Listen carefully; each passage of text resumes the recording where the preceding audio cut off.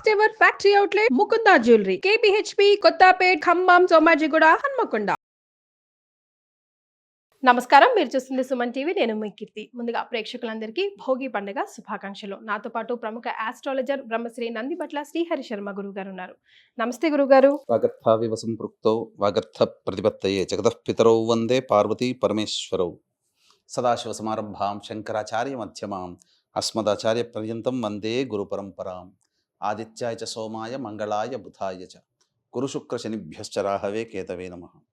శృంగేరి జగద్గురు పీఠాధిపతులకి కంచి పీఠాధిపతులకి నమస్కారంలో తెలియజేసుకుంటూ కార్యక్రమాన్ని ప్రారంభిద్దాం.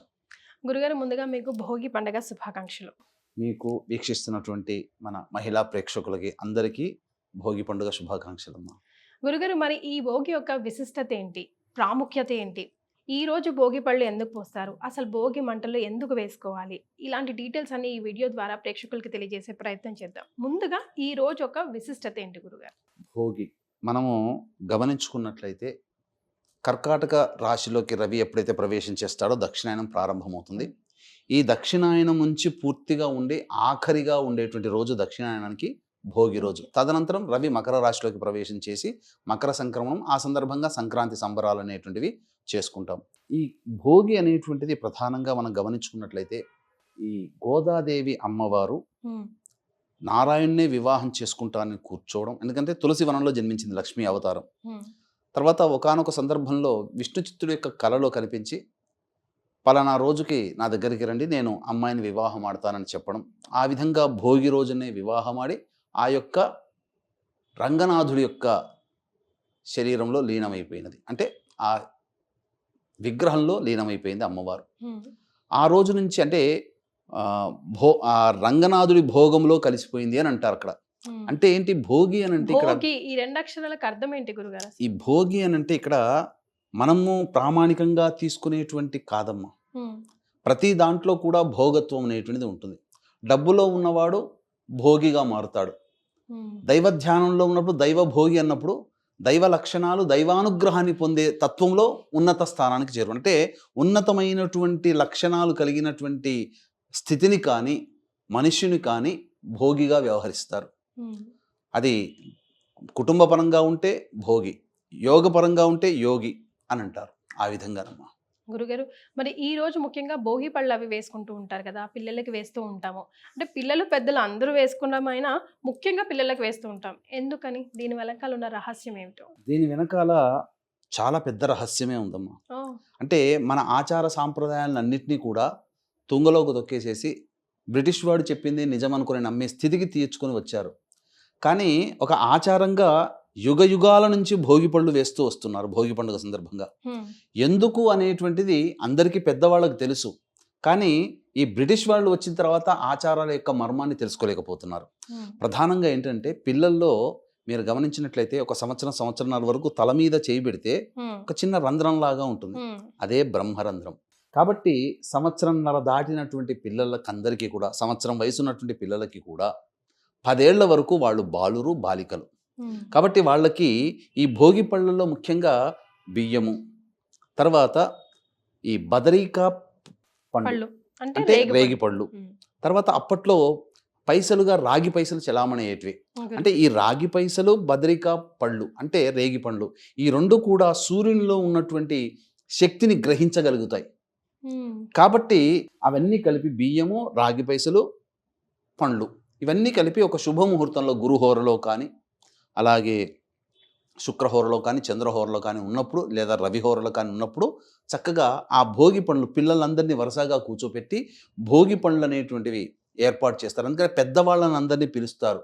పిలిచి ముందుగా వాళ్ళకి ఈ యొక్క హారతులన్నీ పట్టి దిష్టి తీసి, తదనంతరం పెద్దవాళ్ళు చేతికి తగినట్టుగా ఆ భోగి పండ్ల బుట్టలో వేడుకలాగా అందరినీ, చుట్టుపక్కల అందరినీ పిలుస్తారు. పిలిచి ఆ యొక్క చేతిలో ఎంత పదార్థములు అయితే వస్తాయో ఆ భోగి రేగి పళ్ళు, పైసలు, బియ్యం ఈ కలిపిన అన్ని తీసి 3 సార్లు క్లాక్ వైజ్గా, మళ్ళీ 3 సార్లు యాంటీ క్లాక్ వైజ్గా తిప్పి పైనుంచి ఒక ధారగా, మరీ పైనుంచి కాదమ్మా, కొద్దిగా ఒక ఫీట్ వరకు ఆ విధంగా ధారగా పోస్తారు. ఇక్కడ బ్రహ్మరంధ్రం దగ్గర ఎప్పుడైతే రేగి పళ్ళు, ఆ పైసలు, బియ్యం పడినాయో ఇక్కడ ఏంటంటే లక్ష్మీ స్వరూపం, లక్ష్మీనారాయణుగా ఆరాధన చేస్తారు. ఎందుకనంటే నారాయణ అంటే సాక్షాత్తు సూర్యభగవానుడే. ఇక్కడ సూర్యునిలో ఉన్నటువంటి శక్తిని అంతా గ్రహించి ఆ బ్రహ్మరంధ్రం గుండా పిల్లల యొక్క శరీరంలోకి ప్రవేశించేది ఆ సూర్యశక్తి. దానివల్ల ఆత్మశక్తి ప్రచోదితమై ఏం జరిగేది, వాళ్ళు జ్ఞానవంతులుగా అయ్యారు. ఒకప్పుడు ఎక్కడో మారుమూలగా ఎక్కడో కొన్ని గ్రామాలలో, ఒక్కొక్క గ్రామంలో ఒకరికో ఇద్దరికో ఈ రకంగా మెంటల్ ఎబిలిటీస్ తక్కువగా ఉన్నవాళ్ళు ఉండేవాళ్ళు. ఇప్పుడు ఆటిజం కావచ్చు, మానసిక వైకల్యాలు కావచ్చు, వాళ్ళందరూ పిల్లలు కొంత ఇబ్బంది పడుతున్నారు. అంటే ఆ కాలంలో లేనటువంటిది ఇప్పుడు ఎందుకు ఉండిందంటే ఈ ఆచారాలన్నీ పాటించకపోవడం వల్లనే, నియమాలని పాటించకపోవడం వల్ల. ఎందుకనంటే మనకు ఆ రేగి పండులో ఏం శక్తి ఉంటుందండి అని అంటారు. కానీ మరి బ్రిటిష్ వాళ్ళు కనుక్కున్నారు విద్యుత్ శక్తి అని అంటారు. స్విచ్ వేస్తే వస్తుంది అని. కానీ కరెంట్ ఎక్కడి నుంచి కనబడుతుంది, మనకు కనబడదు కదా. జనరేటర్లు కనబడుతుంది, ట్రాన్స్ఫార్మర్లు కనబడుతుంది. ట్రాన్స్ఫార్మర్లో ఏమన్నా విద్యుత్ శక్తి ఉంటుందా? అది కంటికి కనబడుతుందా? కానీ అటువంటిదే సూర్యశక్తి కూడా. మనం శక్తిని మనం చూడలేము ఎప్పుడు కూడా, దాని యొక్క అనుభవాన్ని మనం తెలుసుకోగలుగుతాం. ఆ విధంగా చిన్న పిల్లలకి జ్ఞానవంతులు అవ్వడానికి, బుద్ధి శాతము పెరగడానికి ఈ యొక్క భోగి పండ్లు అనేటువంటివి చేస్తారమ్మా. గురుగారు, ముఖ్యంగా ఈ 3 రోజుల్లో భోగి రోజు సూర్యోదయానికి పెనిమిటే లేవాలి, అభ్యంగన స్నానం చేయాలి అంటుంటారు కదా. అస్సలు మేమంటూ పాటించాల్సిన ఫస్ట్ రూల్స్ ఏమున్నాయి గురుగారు? భోగి రోజున మనం గమనించుకున్నట్లయితేనమ్మా, ప్రధానంగా పూర్వకాలంలో ద్వాపర యుగం వరకు కూడా ఒక్కొక్క యుగానికి ఒక్కొక్క దేవత అనుకూలంగా ఉంటుంది. ద్వాపర యుగానికి ఇంద్రుడు దేవతగా ఉండేవాడు. అందుకనే ఈ భోగి సందర్భంగా ఇంద్రుడు అంటే కర్షకులు, రైతు స్వామ్యం కదా మన భారతదేశం, అందరూ ఇంద్రుడిని పూజించేవాళ్ళు. సకాలానికి మేఘాలు వర్షించాలి, సకాలానికి పంటలు చేతికి రావాలి, ఏదన్నా ఇంద్రుని యొక్క అనుగ్రహం. అందుకనే కదా ద్వాపర యుగంలో ఇంద్రుడు ఆగ్రహిస్తే, ఇంద్రుడు ఏంటి మనకు పని కావాల్సింది మన గోవర్ధనగిరి అని చెప్పి గోవర్ధనగిరి పర్వతాన్ని ఎత్తుతాడు ఇంద్రుడు కోపం చేయడం వల్ల. అప్పుడు ఇంద్రుడి గర్వభంగం తగ్గుతుంది. అంటే భోగి రోజున కర్షకుల కోసమే, అనగా వ్యవసాయదారులు ఎక్కువగా జరుపుకునే పండుగ ఇది భోగి సంక్రాంతి. ఇక పొద్దున్నే బ్రహ్మముహూర్త కాలం కల్లా లేవాలమ్మ, నిద్రలేచి కాలకృత్యాదులు తీర్చుకొని చక్కగా ఆ రోజు అభ్యంగన స్నానం అనంటే నల్ల నువ్వులు ఉంటాయి కదమ్మా. పూర్వకాలంలో నల్ల నువ్వుల్ని ముద్దగా చేసుకొని ఆ ముద్దని శరీరానికి అంతా కూడా లేపనం చేసుకునేవాళ్ళు. కాలక్రమేణా అందులోంచి వచ్చిన నూనెని మాత్రం లేపనం చేసుకొని బాగా దట్టించి తర్వాత సూర్యోదయం కంటే ముందే స్నానం ఆచరించేవాళ్ళు. ఇదంతా కూడా చెయ్యాలి. ఆ రోజున విధిగా ఎవ్వరు కూడా, అనగా భోగి, సంక్రాంతి, కనుమ, ఈ 3 రోజుల పాటు ఎవ్వరు కూడా మాంసాహార భోజనం చేయకూడదు. అసత్యం. కనుమ రోజు కూడా పెదకూర పండుగ అనేది ముక్కనుమ రోజు చేసుకుంటారు ఎవరైనా, 4వ రోజు. ఇక ఆ యొక్క సంబంధించినటువంటి భోజనము, శాకాహార భోజనము చెయ్యాలి. దాంపత్యము పనికిరాదు. అలాగే మద్యపానము, మాంసాహారము పనికిరాదు.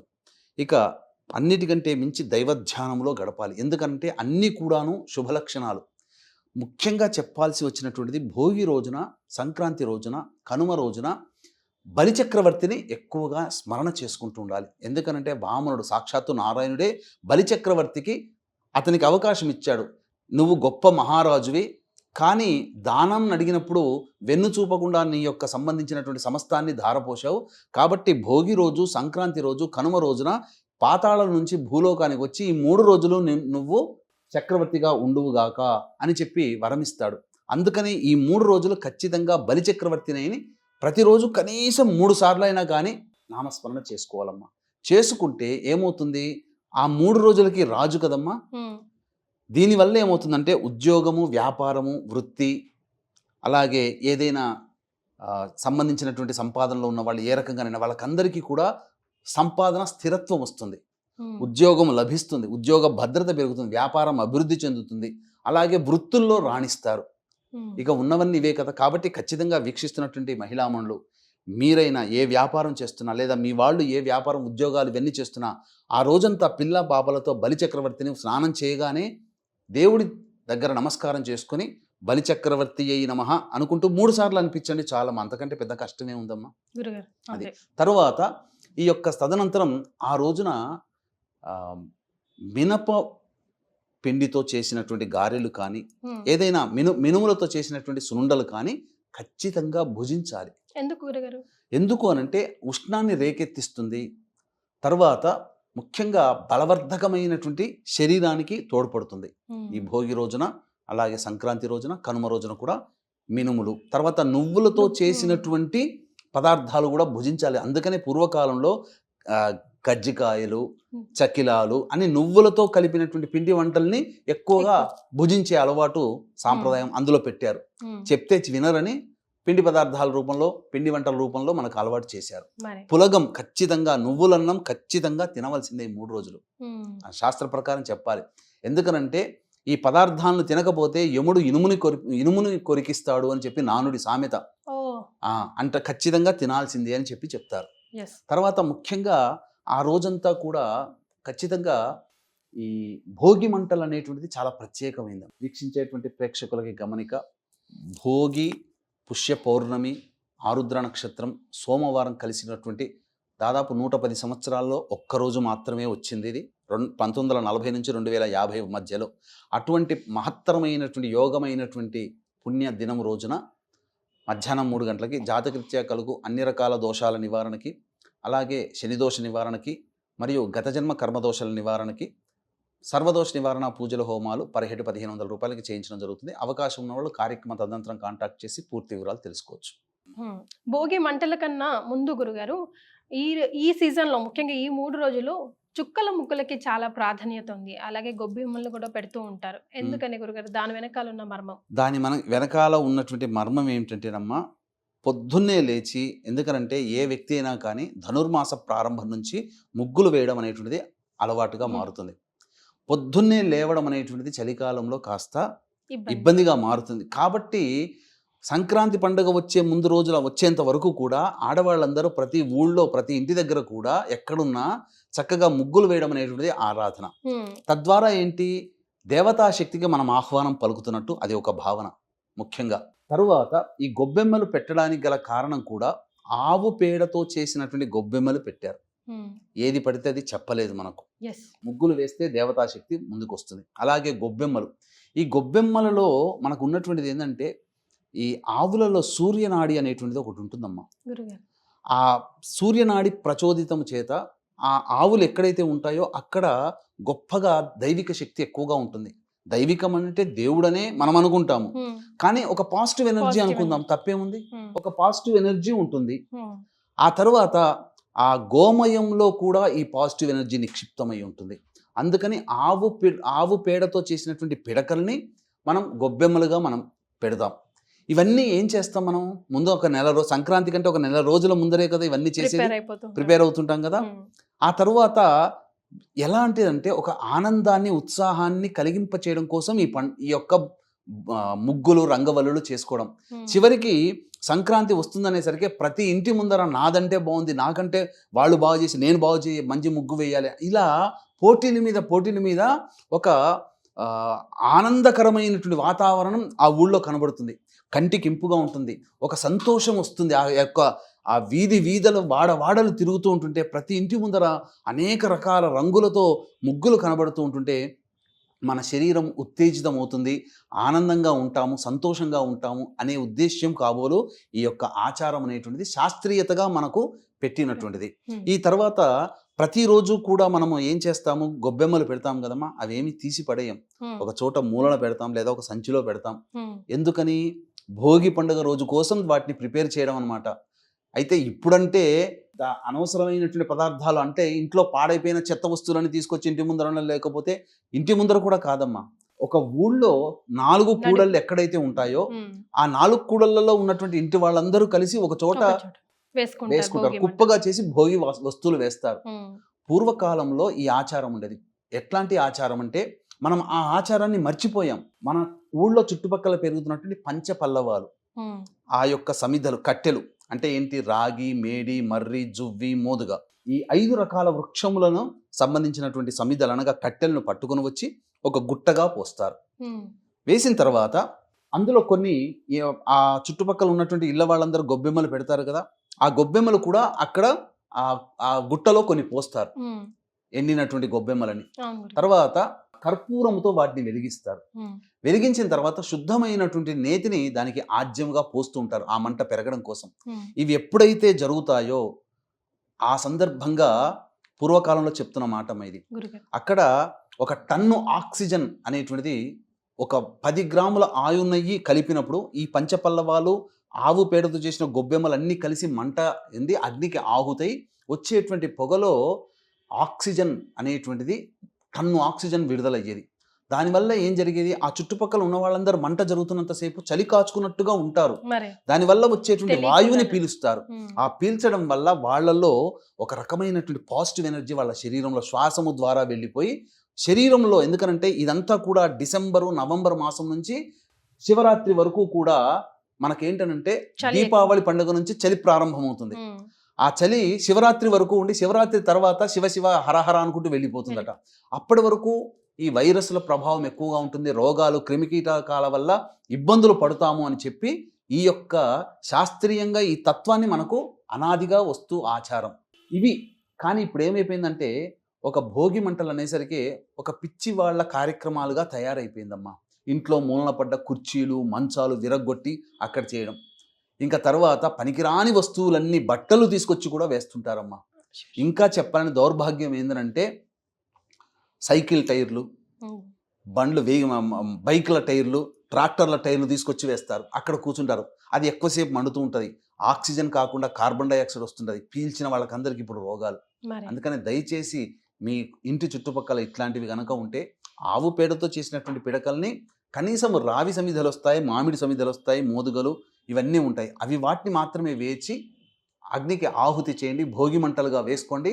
ఆ చుట్టుపక్కల ఉన్నదంతా కూడా వైరస్లు నశించిపోతాయి. అవి లేకపోవడం వల్లనే ఈ రోజున పసిపిల్లల దగ్గర నుంచి పెద్దవాళ్ళ వరకు అనేక రకాల శ్వాసకోశ సంబంధమైనటువంటి వ్యాధులతో బాధపడుతున్నారు. అది గురుగారు, మరి హరిదాసు కథ ఎక్కడ చెప్పలేదు ఈరోజు మీరు? హరిదాసు కథ అంటే మనకు పూర్వకాలంలో ఈ హరిదాసు అనేటువంటి భోగి సందర్భంగా ఏంటంటేనమ్మా చక్కగా ఈ సంబంధించినటువంటి దాన కార్యక్రమాలు చేసుకునేటువంటి ఆచారం. ఈ హరిదాసుగా ఉన్నటువంటి వాళ్ళందరూ కూడా ఏంటంటే హరినామ స్మరణ చేసుకుంటూ ఇంటికి ఊరు ఊరా వాడవాడ ఇల్లు తిరుగుతుండేవాళ్ళు. అయితే ఈ హరిదాసులో ఉన్నటువంటి అంతరార్థం ఏంటంటే అతను దైవనామ స్మరణ చేసుకుంటూ ఉంటాడు. అంటే చాలామంది అంటే మన మహర్షులు ఎంతో గొప్పవాళ్ళు అంటే పూర్వకాలంలో విధిగా దేవనామ స్మరణ కొన్ని పండుగ ప్రత్యేక దినాల్లో చేసేవాళ్ళు, ఖచ్చితంగా ఆరాధన ఉండేది.